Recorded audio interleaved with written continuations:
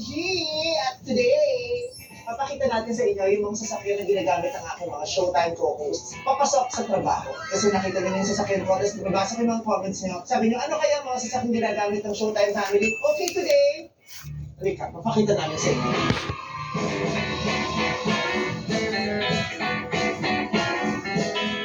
At yan, mag-hi muna yung mga friends ko. Hi, so si Kyla!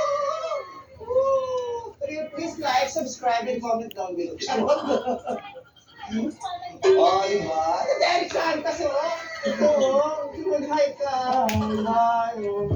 Paano niyo po yung YouTube channel ni Angeline? Angeline!